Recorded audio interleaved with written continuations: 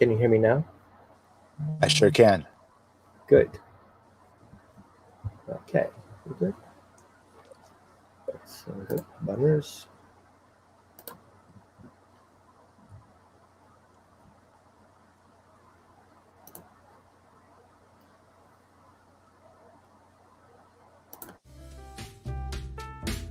This is Coffee with Holistic Dog Professionals. Learn from Roman and David how to become your dog's best friend.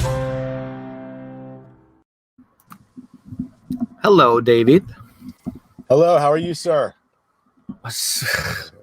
I'm having coffee. How are you doing?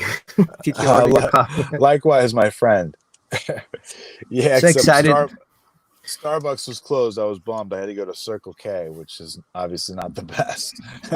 I'm so excited having you here today, and maybe we're lucky to have Catherine here from UK, who she's also behaviorist, a colleague of us. She's well known in her area for doing so much rescue work and working with trauma cases.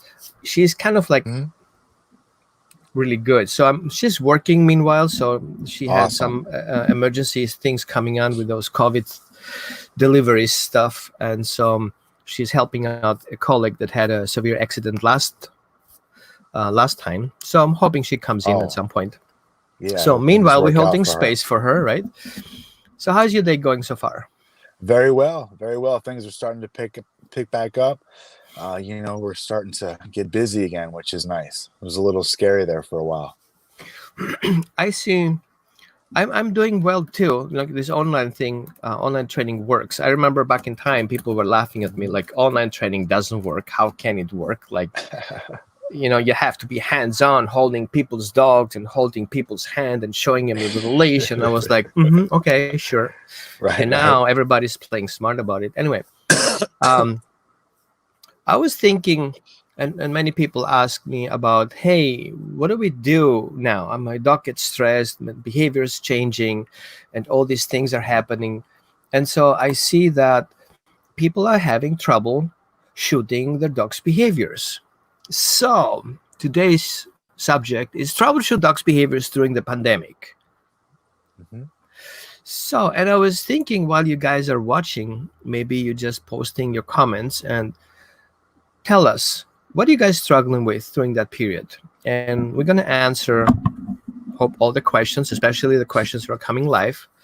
And after our live stream is over, we eventually answer a couple of questions that came up and we didn't see them. So yeah, I would love to hear you guys what you're struggling with, because I feel most of the behaviors, like 99% of behaviors, are easy fixes. They are not coming from a dog suddenly, becoming the killer, suddenly destroying your family. However, it can be very stressful for a dog to go through this period. So what do you think, David, what do you think is the main problem that people may face through this period? Well, I think it's just the drastic change in routine, and potentially social dynamic. Either people are more divided, or all of a sudden there's people in the home that weren't there because they have to be quarantined there. Dogs become more dependent on the people because they're expecting them to be home, all day and all night. And then when they leave, they can feel a sense of abandonment and anxiousness, especially if they've been abandoned before. I've seen dogs suffer from that. Ones that have been either, kicked out in the desert or locked to a chain and left, they can become a little bit more prone to separation anxiety. Some of it could be genetic too. I'm not sure. But yeah, drastic change of environment for sure has a lot to do with it. Yeah, genetics are a factor. Some dogs have hard time switching from one event to the other. They have difficulties adjusting to new situations. We have dogs who are quickly adjusters, dogs who are slowly adjusters, which is what we want them to bred for. So if we have, for example, a herding dog who is in this environment, he should pick up on those quick changes and respond to that. So I think these are very important factors. So one thing that I recognized the last couple of days is that I have, at least in my community where I'm more in mastiffs, heavy duty working breeds, guardian, livestock guardian breeds, I see an increase on aggression. And aggression, I hate the term, but let's call it better reactivity. Two, people in the house, as you mentioned, well, change of routines, not getting enough exercise, not getting enough out time, and then dogs who are usually social are totally isolated and they don't have these social interactions, and that has an effect. I've seen people who are dogs suddenly getting into heat, and all of a sudden they cannot board the other dog. They cannot move the Right. dog around. So their dog is in the garage, and had before yesterday a case where a Mastiff breed was placed in the garage while the other Mastiff was just rescued from a shelter into the home, and she was in heat, and then that dog went crazy, Oh and boy. a child came into the garage. The dog wanted to bolt in. The child wanted to intervene, block the dogs, got into a dog fight with the dog, got hurt. Mother came out, jumped on the dog. Mother got hurt, both on the hospital. The dog is in a euthanasia list Ay, ay, ay. I mean, that's all human in less than error, 5 minutes. Out of You know, nowhere, the dog never showed aggression, never had an issue, but people forget the that's hormones. so sad. Yeah, Yeah, right. yeah. So I feel Instinct. we have to really be kind of aware that things, when they are not changing, it's fine. Suddenly changes do affect dogs, people. Like, I feel stressed if I cannot go shopping like a normal person. Right. Okay, my wife, for example, is a from those people are highly affected. I have to go special hours to go shopping, so I'm not putting myself into a danger to bring something back in the house, right? Right. So Dog Connection TV show. So we have a show watching our show, right? So a friend of mine just got a 5-month-old puppy. The puppy wants to play, which is normal, but seems to want to mouth her hands. It seems to lead to biting her hand really hard. Yeah, I feel this is like 60% of all my calls that I get. How about you? Do you With get those puppies. calls? Yeah. Yeah, oh, absolutely. It's a natural behavior for puppies. Their teeth are really irritating them. They're trying to work out their puppy teeth, so they want to put their mouth on anything that's going to help. Look at it like they have an itch and they're trying to scratch it, but it's their mouth. So it kind of feels good to do that. And then humans make the mistake of playing mouthy games with the puppies, getting them to bite their hands in a playful way or their feet in a playful way at sometimes. And then other times the dog's like, hey, let's play that game again, and the people don't want to do it at that time, or somebody else doesn't want to play. So they're getting mixed messages from people in combination with it's just natural form for puppy behavior while they're teething. I was reading an article, a scientific article, about the crucial period between 12 and 14 weeks.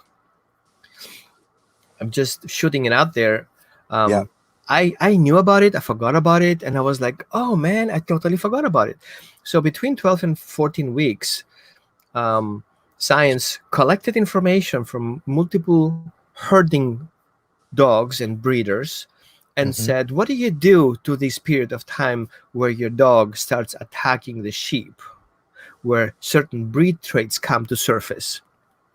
Right. And most of them said, well, we remove them between this period until 14 weeks, so the dog is not being triggered, that his genetic switches go on. So if a dog starts chasing the sheeps, we remove them from the sheeps, isolate them from the sheeps, and then after the 14th week, we put them back into.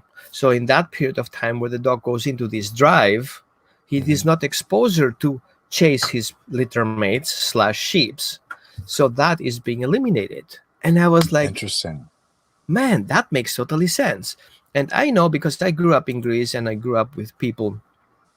Actually, my neighbor friend was a sheep herd, a goat herd. So I would, as a child, I would go with him in the mountains. I know it sounds wild, not so extreme, but I was able to go there, and he has a lot of herding dogs, like the Greek herding dogs. And what I see is that the dogs who were roughhousing and the dogs who started attacking the goats, he isolated them and he had them on the man, like tied up to him, and they would not interact. They would be able to observe and watch the situation, but they were not involved in the mechanism of working. So the working dogs were observing their other litter mates or the other parents that are in that herd. So they were Mhm. learning from observation, but they were not physically acting upon. They And weren't then able later, to, or no, choosing not to. they couldn't because they were They couldn't. attached or removed. They were held back. Okay. Right. Mhm. And so that was, and then I remember that incident when I was reading the document. I was like, wow, I totally missed that part. Literally for 10 years, I did not remember that aspect. So the dog's being adopted, and it's now period where people get puppies, right?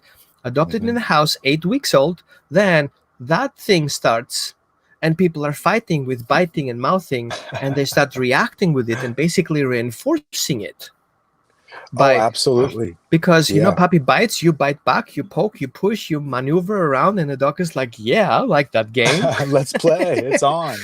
Yeah. So I think that would be a factor. We should do a whole session on that, helping people in those crucial periods. What do I do when I get my puppy home 8 weeks? What obedience skills should I put into? What social skills should I put in on? Some people wait for the puppy to be fully vaccinated to even start training, which is nuts. It is. Well, that's what veterinarians are telling them. Well, maybe not so much don't start training them, but they're saying don't take them out, don't socialize them. And, maybe from that, they're interpreting, they're not ready to be trained until then Well, either. Most people do wait too here's my long. concept. If I bring my dog to the vet, my puppy, he is exposed to all the illnesses that are there. Right. Number two, if I'm walking down the street with my dog, the chances my puppy steps on one step, licks on one poop, or pees over, steps into is 1 in a million. So So it's minuscule. safer I for know. my dog should be walking around and observing dogs over distance and kind of start socializing him on a leash walk and meeting people who don't have dogs, so we don't have this cross contamination, Mhm. and expose them to social basic skills like meeting my people in the house. My puppy gets excited, for example, and this is something we can talk about anyway because it will be one of our um, um, question is, how do I enrich my dog during this period? And I feel social enrichment is part of it. Oh yeah, most definitely. The more the brain gets stimulated with sights, sounds, and smells, the better for the dog. It just makes for a more well-rounded and experienced dog. So for you guys who are smart with your iPhones, get ready for this because you're gonna take a screenshot on that one. So types of enrichment for dogs, and I know nobody talks about that. David, go for it. Oh, well, yeah, this is very interesting. I mean, the most important thing with dogs is to keep them active and keep them thinking about, what you want them to do. So, by taking them out into different environments, you're exposing them to different stimuli, while, in my opinion, you should be working obedience and keeping the dog under control so the dog learns how to work in multiple environments. I've also read, allowing the dogs to sniff, get to know their environment, actually lowers their heart rate and allows them to feel better and more confident, about being in a new environment instead of just saying leave it, leave it, leave it all. Well, it's a good time to teach your puppy leave it. I feel you're breaking up, David, so I'm taking over from here, I guess. So what I usually see with people is they usually go into the idea of food enrichment. So they set up these foods and Kong toys and chew toys, and they wonder why dogs have a problem with.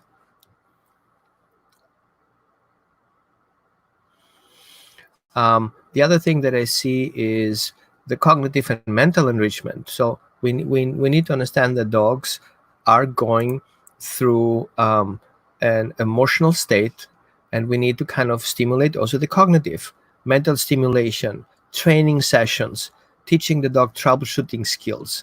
And then we have emotional enrichment. So we need, for example, give the dog visual emotional cues like our facial expression, how much I love my dog, how much I find my dog funny, I find my dog sad, and so I can give those feedbacks through my facial expressions and through my body language. One other thing that I see also is the physical enrichment. Even in the house, we can help our dogs being physically enriched. I teach an exercise, for example, and whenever David, you're back, you can talk about it. For example, oh, I lost you here. I got you back here, David. Okay, my fault. The phone was overheating. Yeah, I know that part. You can put your phone on the blower, it cools it down a little bit.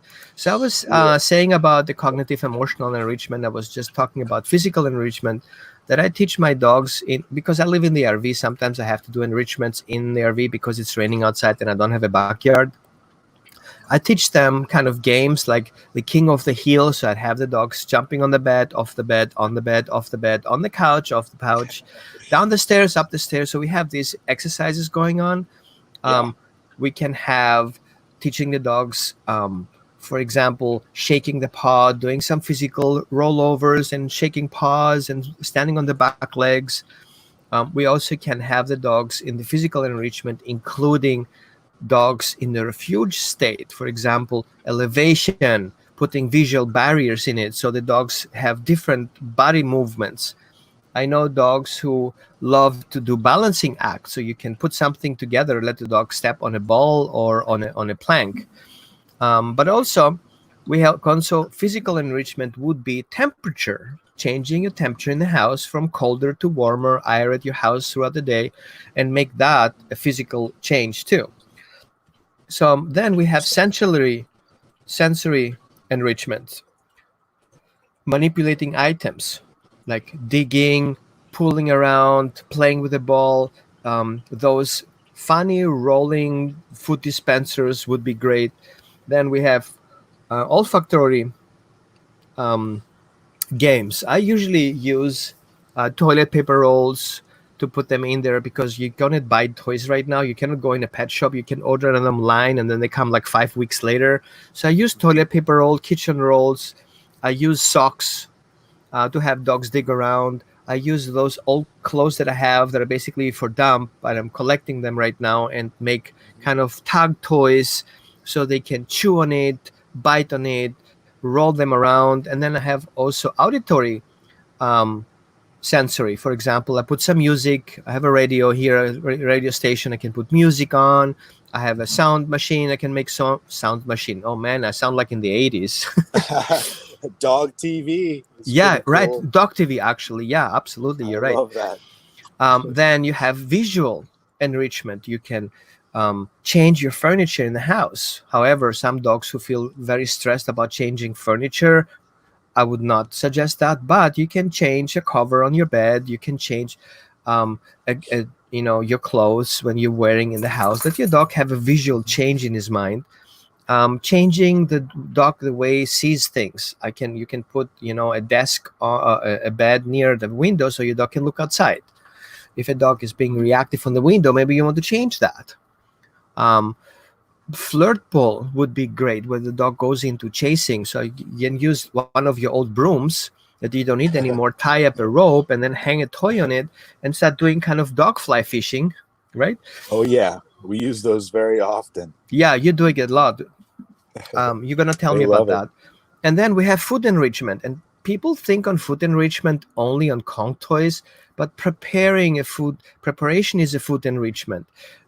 Changing the protein rotation is enrichment. Adding some vegetables and fruits in your dog food is food enrichment. Or hiding his food throughout the house and let him chase it and find it. That would be all these things that you can do. What else you can do from obedience perspective, David? To keep the dogs busy, I have a Malinois that's absolutely crazy. So what I do is mix her dog food up with a lot of water, and then this it's like a yogurt type substance. I can't remember what it's called. And freeze it. Yes, that's it. Kefir, and then freeze it solid. So it's like a big, huge, solid block. Like a Rice Krispie treat. But for the dog, so she has to work on that. She's chewing on it, she bites it, she loves to use her mouth, and she needs something to keep her constantly busy. So we freeze all of the busybody food, with the frozen stuffed Kongs, and then just in their bowl in general. that really helps. Mm-hmm. We also have auditory and visual stimulation by keeping the TV on, playing dog TV, or the music in the background as well. It's always good to have ambience. We'll also do desensitizing, like for our puppy Montessori programs. We introduce them to fireworks and thunderstorms, city sounds, cars, different surfaces, all of Right, that. right. So it just keeps them thinking. And then by the end of the day or the end of the session, they're usually tired, except for the Malinois. I can't get her tired. She tires me out. Well, that's a tough one. So, by the way, guys, you who are watching here, I would highly recommend you follow the Dog Connection TV. This is a great show. Yes, I'm co-hosting there. Yeah, but I was watching it before and I was totally amazed by it because it talks about so many subjects throughout the dog community. They have people who are serving the dog community on board. We talk about behavior stuff as well. So we are talking just about dog stuff. Dog Connection TV talks about general things. So it talks about shelters and talks about adoption events, and super awesome. So you guys want to go in, and maybe Dog Connection TV can share their Facebook link so people can kind of follow you guys, and YouTube account, of course. And they're doing a great work in promoting dog-related businesses and shelters, so they can use their platform kind of as a host. So they're hosting adoption events, they're hosting shelters, showing their dogs to are ready for adoption. I super like the idea. So, David, if I would wonderful. need you to help me with my dog's obedience, how do I reach you? Oh, you mean contact me? Yeah. Oh, well, you can reach our business line. It's 602-489-8942. You can also contact us say it again, via 602? Facebook. 602-489-8942. Just text for more information. Hold on, I have ADD. I forgot the numbers. 602. Yeah, 489. Yeah. 8942. Yep. 42. Yes. That's our business phone, and we do respond quickest via text because the guys are always working with dogs, and it makes it a little Here difficult. You go. Is this the right number? Yes. Great. Here you go. Yes, that is us. Thank you very much. So if you're in Phoenix area, like whatever is close to Phoenix, and you need instant help because your dog is just going nuts and you have no patience doing the obedience class, David will teach you how to do it. I won't hit you though, I swear. I won't bonk you. I won't bonk you. No. But it has to go in the brain. I think people sometimes they think kind of like, oh, you know what? I'm gonna hire the trainer. Let the trainer do that, and I will just watch how great they are. Yeah, right. And no, it's not. Okay, it's kind of like if you're a child parent, do you hire the pet sitter or the child sitter to take care of your child, and you are out of the hook? No. Some people try, and there's a serious disconnect between the family members due to it, where the child's more bonded to the nanny. The child looks to the nanny as the mother and really resents their real mother because they're never there for them. So I think that's a great point, because from my perspective, when I work with people online, the first thing that I do is I teach them to create a secure attachment relationship. If that is set, that secure attachment relationship, then the dog naturally, in order to comply to the family rules, he wants to perform. It's a need for the dog to feel safe. So while building the secure attachment relationship, the dog goes into this child-parent relationship. And we're their caregivers. They depend on us. Exactly. So this dog caregivers relationship becomes a huge dynamic, because the dog is offering a behavior to secure that he benefits from: food, care, safety, nurturing, calmness, and the dog will perform for that. So even if dogs are totally disconnected, just adopted from a shelter, and they never had this experience in their own life, creating that secure feeling of safety makes them let go of certain fears, Resource guarding, I Yes. see, comes in, and that comes matched also with us, with our show today, that dogs can create certain behaviors in the house because we are busy with our visitors and disconnect from our dogs. And the Hmm. dog starts having anxieties about that. Sure. And those anxieties can form different situations. The dog can get jealous of the person that we have in the house. The dogs can get jealous because we are constantly busy with our kids.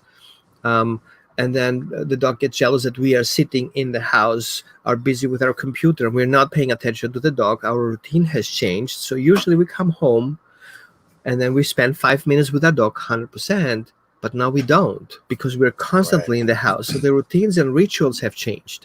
And I think that is something that we need to look for. However, I see also, and one thing we should definitely pay attention today is the part of separation anxiety. Yeah. How Now, much time is too much time with your dog? You exactly, know, because is that sometimes possible? we let go of those, let's say, restrictions that we have. We are constantly available. We start creating a new job description with our dog: be always available, all right? Always be petted when you come up. So we reinforce that job description. When I'm here, you always have to come here. You always, your job is come and get petted, be aware, be available. And then all of a sudden we drop it and leave the house, and your dog is like, what the bark is going on? Is why am I supposed to be with you all the time, right? Yeah. Yeah. And that I will see already happening in multiple times. People cannot leave the house for half an hour, and the dog already destroys the carpet, scratches the door. And I wasn't able to upload that particular video that I Mhm. have a client of mine recording, and we were working on dealing with that separation anxiety. So, give me a couple of tips from obedience perspective. How would you build up as a sequence to get the dog get more comfortable with you leaving the house? Well, I mean, obviously those things take time, but it's one, building the dog's confidence and him understanding that, okay, this is my home, this is my territory, but you are always coming back. The exercise that we teach in the very beginning is we'll either crate the dog or put the dog in a room and then leave and come right back. Like, I just go walk outside, come right back, walk outside, come right back, walk outside, come right back. And I just keep doing that a whole bunch of times rhythmically to where the dog understands, okay, I'm always coming back. And then we just start to slowly, gradually add more time, by the minutes. First it's no time, and then it's, maybe a few seconds, then a few minutes, then, Mm. an hour, 30 minutes, an hour, and so on. We build it, but we don't just leave the dog for 8 hours right off the bat, because the dog is either thinking abandonment or you're coming back. So if you can program him to understand that you're always coming back and that he's comfortable in his environment, you also have to give him adequate outlet for mental and physical stimulation, because if he is understimulated and over excited or worked up or anxious, that adds to the issue. So if you can get him mentally and physically relaxed, tired, worked, he's going to be able to accept you being gone, because he'll be happy to just rest. you know Yeah, and yeah. usually that works. 99% of the cases, that works. Sometimes you just have to get a more secure living space for the dog, kind of like those indestructible kennels. The little wire crates don't work. Some dogs will really harm themselves to get out of the crate. So that can be a dangerous thing to leave them in something that's not necessarily secure. If they really put their mind to it, they can hurt themselves. So adequate mental and physical stimulation, and building confidence, building that bond, so they trust that you're always coming back, and they should be good. Well, thank you, David. Let's keep people reminding what we are doing here, right? Yeah. This is Coffee with Holistic Dog Professionals. Learn from Roman and David how to become your dog's best friend. Well, I guess here we are.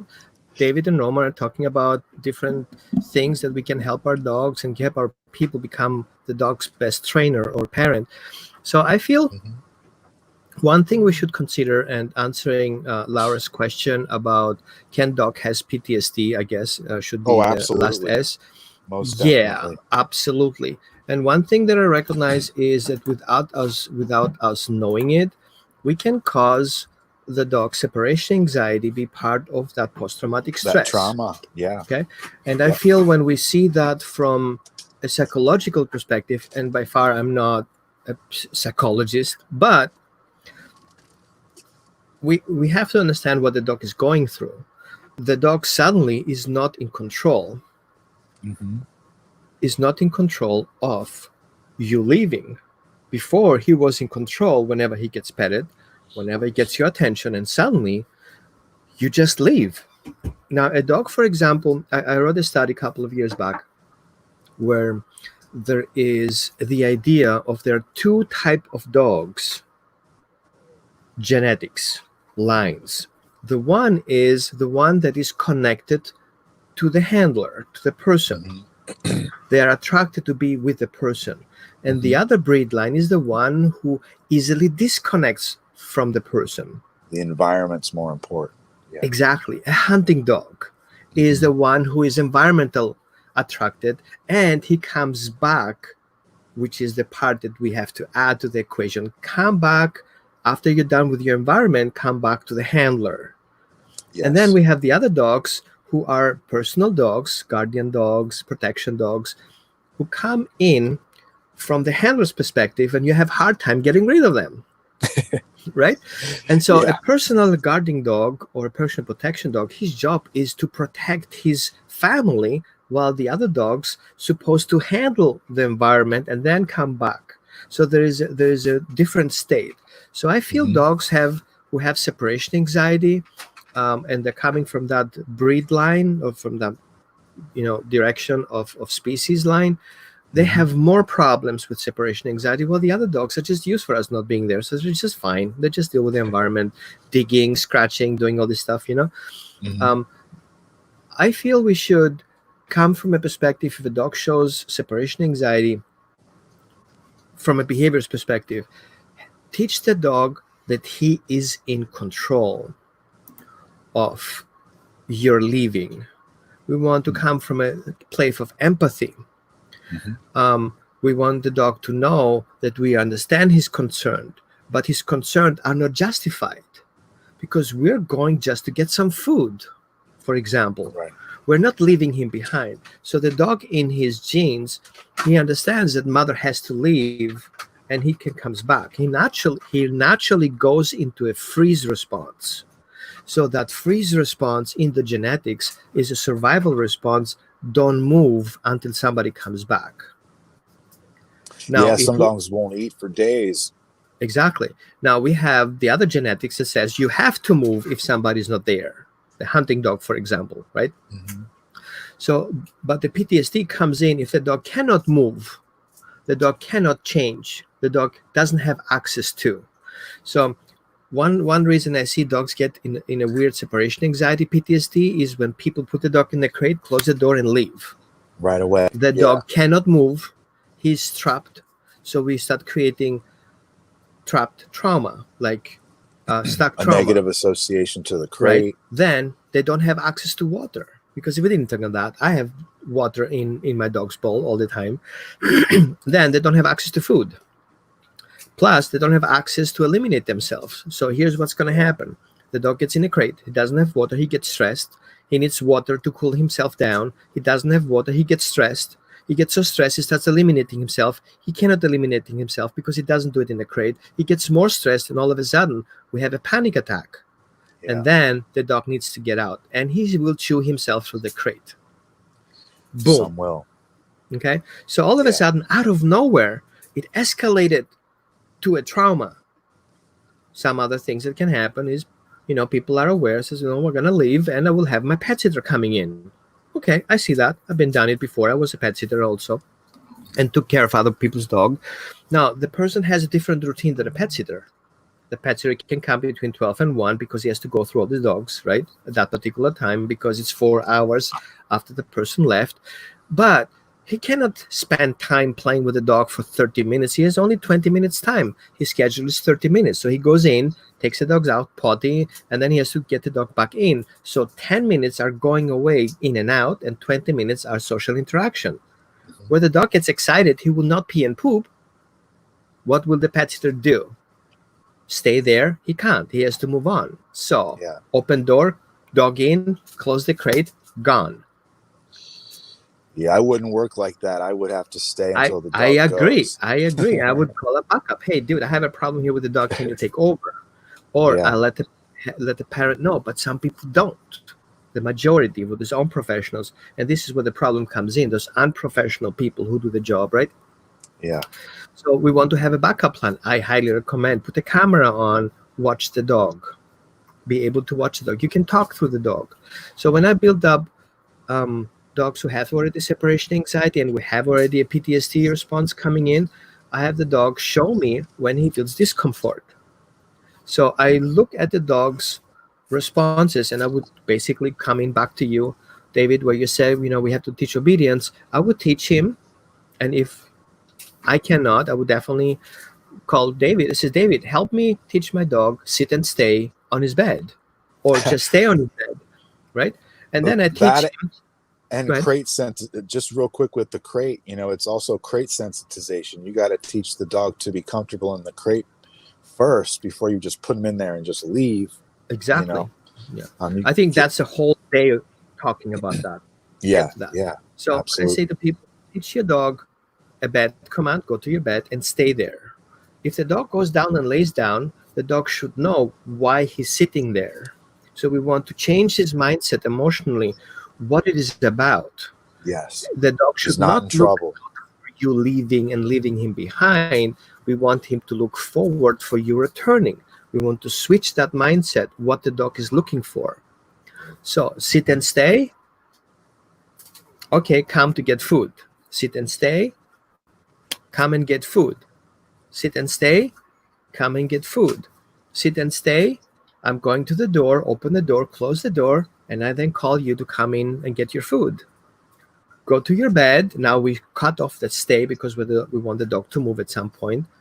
Go to your bed. I'm leaving, coming back with food. Just in a second. So what does the dog expect if I leave the house? That I will come back for food. Yes. Right? And then Yes. I'm going to increase that time 1 minute, 2 minutes, 3 minutes, and I will have my phone camera set up, call myself on a Wi-Fi video, whatever, walk around the corner, use the elevator, drive away with my car while I'm still watching my dog.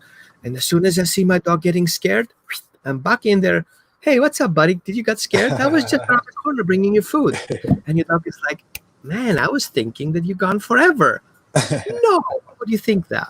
So with the sensitize, actually, even if the dog feels scared, he knows that he's being empathized with and recognize that he's scared. And I see huge improvements pretty quick. Then we have the crate desensitizing. Why is my dog in the crate?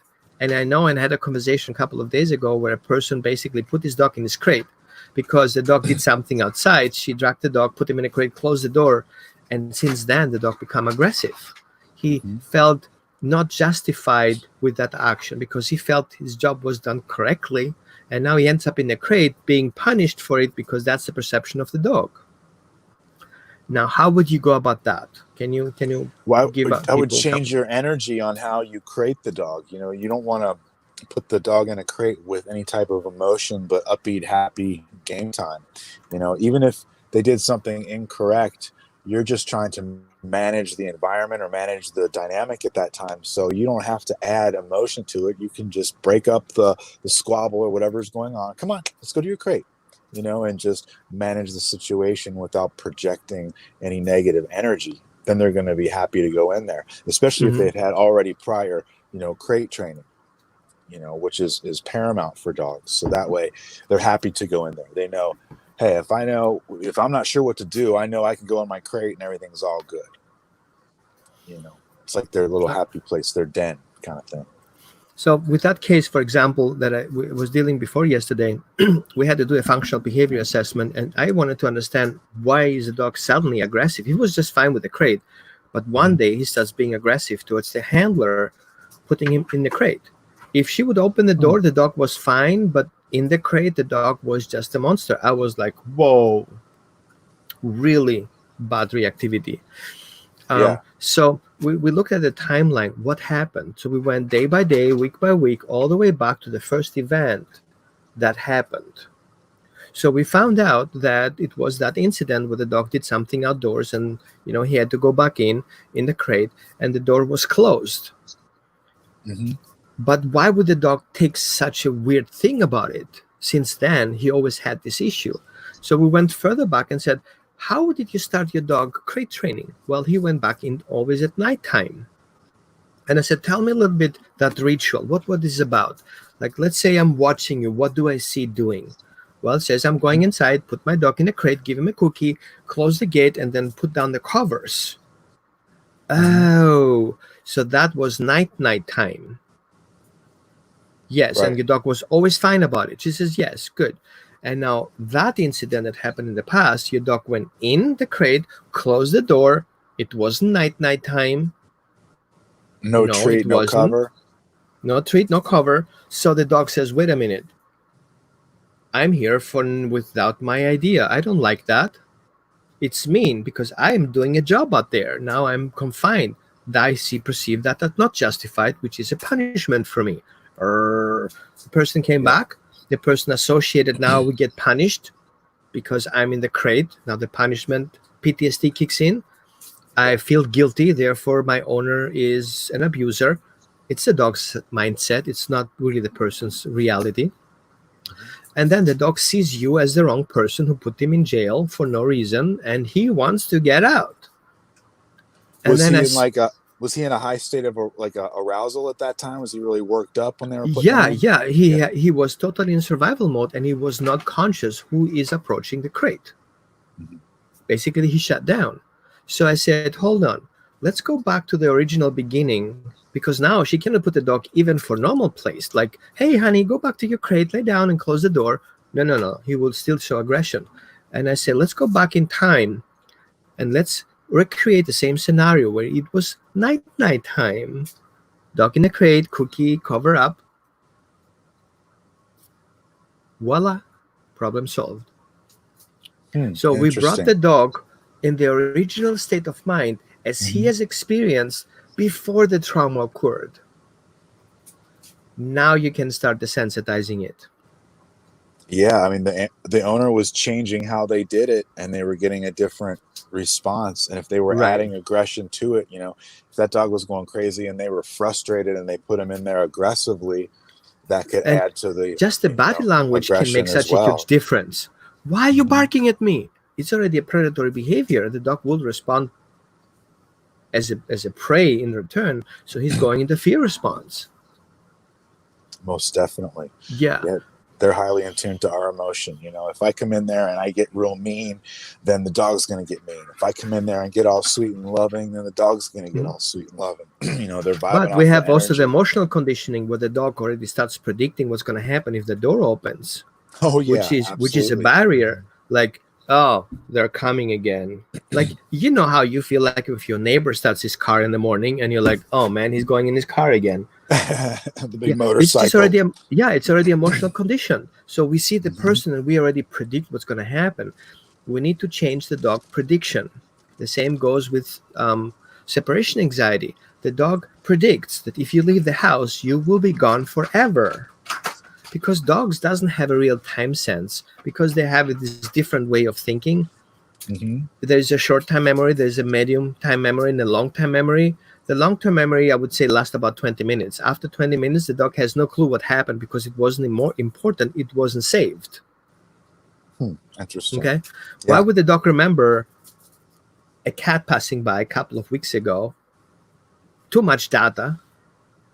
Well, if that cat is a trigger, he will go into the long-term memory. He knows where the cat lives. He waits for that cat because that cat is a reason for him surviving. So everything that causes for the dog to survive goes into the long-time memory. Meaning is he will remember the bad incidents as well. Never, ever go back into the crate again because that will cause you not being able to get water and go to the bathroom. No. The thriving response doesn't have such a long memory because it's not really needed. It's just for better. However, if the dog feels safe and secure and creates a secure bond, that is being memorized in the long-term relationship, because that secures the survival. Having friends makes you be safe around food. Having Mhm. friends, you make feel protected. So social interactions do implement the long-term memory and basically affects the dog in general. So we want to make sure that if we do the training, we have to be consistent, so the dog recognizing this is very important, it's happening, it happens every day forever slash 38 days or 40 days, and that is memorized. We know that, scientifically speaking, that statistics say that if a dog tries 42 times and he doesn't have any result, he will never try it again. Hmm. Right. How long will you dig in that stupid hole if you figure out there's nothing in there to eat? Yeah. How many times will you start scratching that door, recognizing that door doesn't open? I don't know. I have a dachshund that would put that number to the test. He's Right? pretty relentless. Right? But um, But I, I I get it. feel Yeah. There has to be some in I it for feel that's them. important, and I recognize that if I'm consistent for 28 days for a moon circle, that information is being stored as consistent. So the consistency starts after a moon circle, because dogs don't have a timer, but they have Mhm. this body sense about their environmental factors, which moon is a moon circle environmental factor. They Mhm. says if in that circle things are consistent, it seems consistent for a long period of time until They take something it for changes. granted. Yeah. And I feel that's a factor that actually helped me a lot. When I do my behavior modification programs, I tell people, if you cannot be consistent for a month, don't get me started at all. I don't want that job. Forget about it. Yeah, everybody thinks it's so quick. Send them to me for 2 weeks and I can just reprogram them. Yeah. Speaking of, It's I just see not the this all the truth. time now, that people get frustrated about the dog's behavior, and Mhm. they send dogs to board and training. Yes. I know you do that too, but I would like you to give me your 5 cents about board and training. Something Well, that you don't share with people. what I was looking into what other organizations were doing for their board and training programs, and then obviously the feedback from the clients that experienced it. And there was a lot of disconnect where, okay, the dog was trained there and was performing there, but then they go back home and they go right back to their old behaviors and they don't listen to the owner. So we include private lessons with our board and train package. So the owners are on board with the process.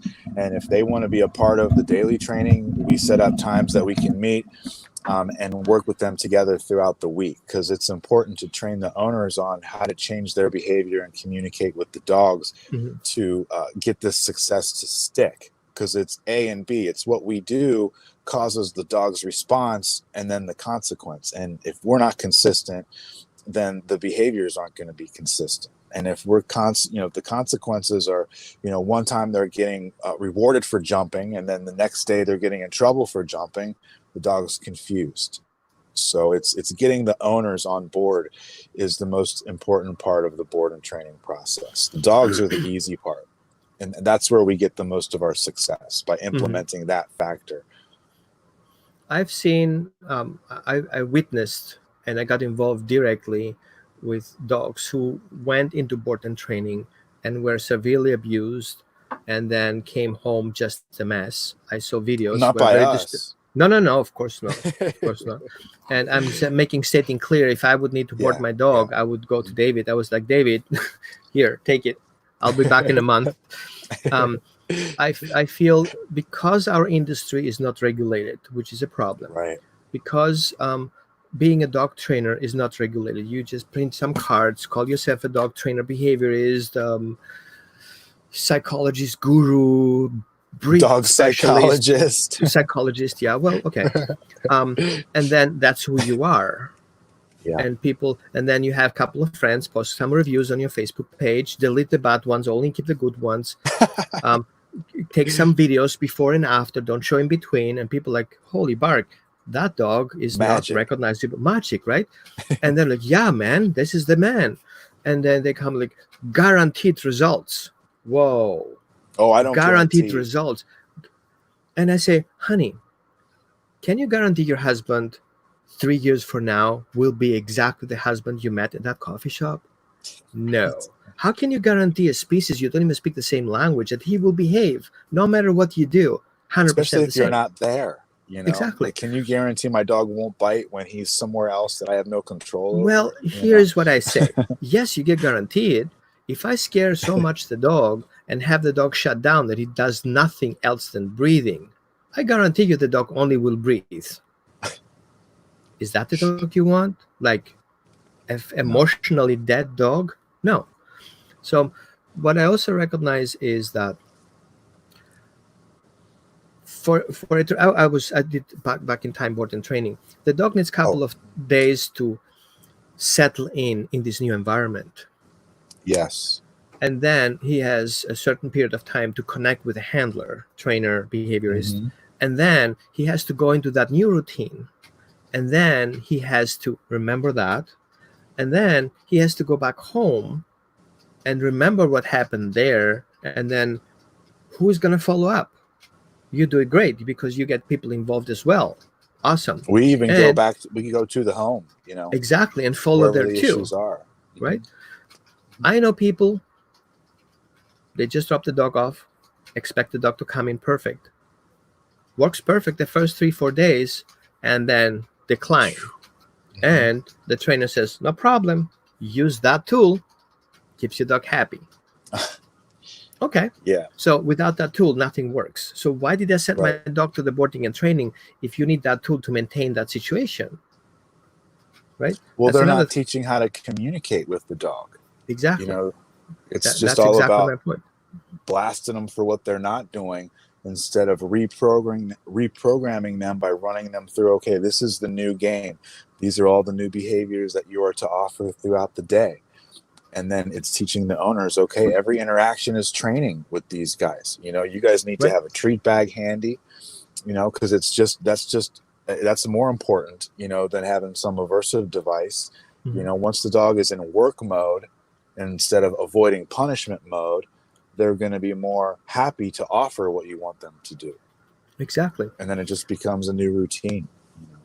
And one thing that we know from science, projected from people, and we see that dogs, it's scientifically proven, have the emotional capacity for of a 5-year-old. So they have all the emotions that a 5-year-old has.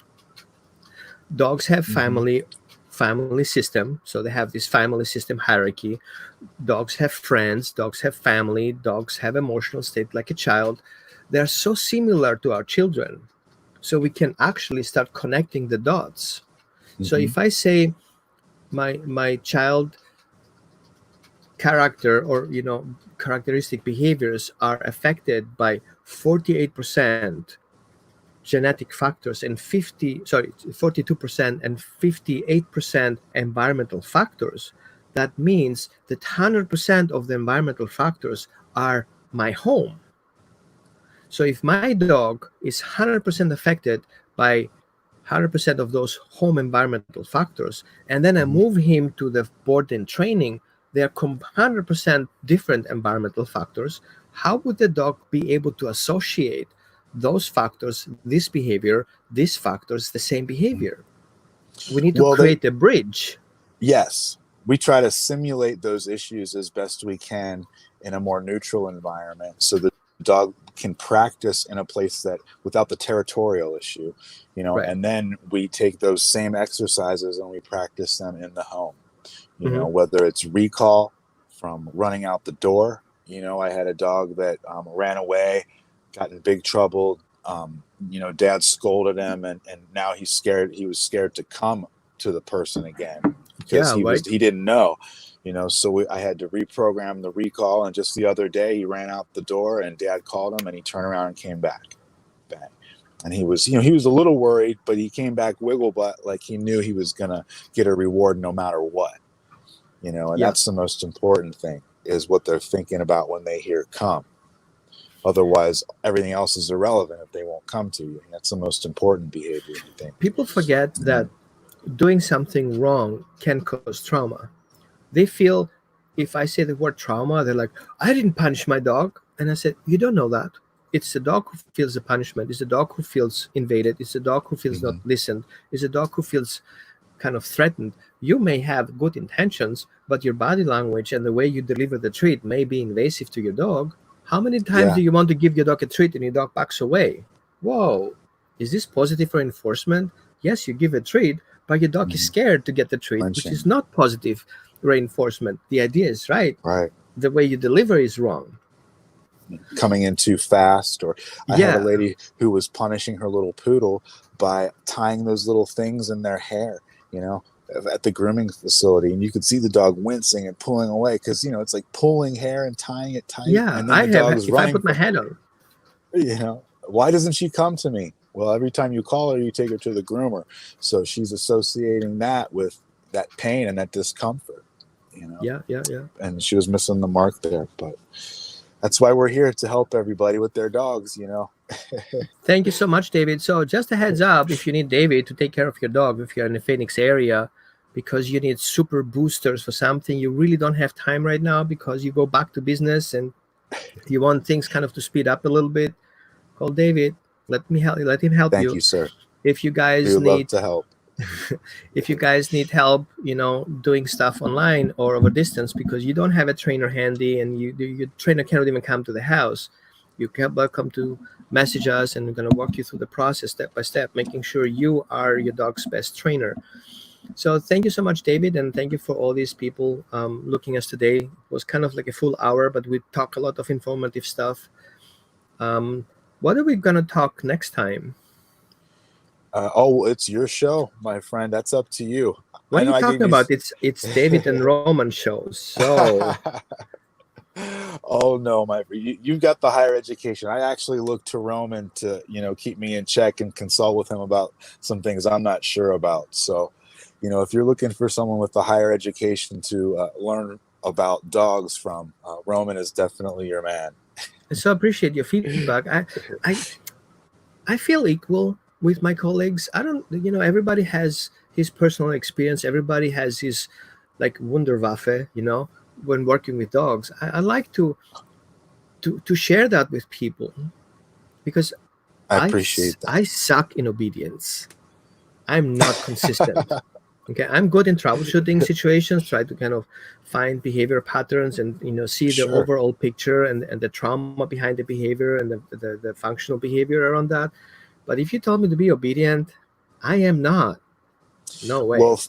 therapists are different than drill sergeants, you know, and there's a vast array of personalities with humans as well as dogs, and we all have different needs and respond differently to different to the, you know, different stimulation. So some dogs, like say your super high confident Belgian Malinois, would need more of a drill sergeant perspective as opposed to a therapist because they're too out of their mind to even think about anything else but Exactly. working. That's Exactly. all they want to do, you That's why know. we But it, need, as colleagues, we need to work together. A therapist, a behavior therapist needs a obedience trainer to help dogs start creating those routines and those rituals once they are identified what the problem lies. And then we need a veterinary behaviorist because sometimes we need medical attention. Sometimes we need a veterinarian to clear the dog doesn't have any medical issues to start with, right? yeah, So, absolutely. so we have to kind of see that as a group of professionals supporting the dog being safe in the family and helping those families understand what's going on with the dog. So it's kind of like a common effort. And I think we shouldn't see hierarchies and educational levels. I think we should clearly work here as a team and said, Different experiences. what does the dog need? The dog needs a herbalist. Yeah, bring him in. The dog needs a food nutritionist. Bring him in. The dog needs a Hmm. obedience trainer. Get him in. And so once this is over, that person that owns the dog or cares for the dog knows what he's supposed to know for his particular dog. I feel that person should be better than us with his dog. That's my goal. Yeah, that would be nice, you know. And sometimes they are because the dog has such that bond with that person. You know, it's the humans want to learn and want to change is what makes for that great relationship. Understanding what they're doing affects the dog, every little thing. You know, they're so hypersensitive, they're picking up on things that we're not aware of. And once we Good. understand that and how they learn, we can set ourselves up for success. Thank you so much, David, for today, and looking forward for next Saturday. We will come up with something really good and interesting, right? You got it, man. I'm going to be in Ohio. So we'll be Oh, broadcasting from Cincinnati then. live feedback. I know. I love that. Drive safe. See you next Saturday. All right. Okay, my friend. Thank you very much. Bye-bye. Love you guys. Positive days. This is Coffee with Holistic Dog Professionals. Learn from Roman and David how to become your dog's best friend.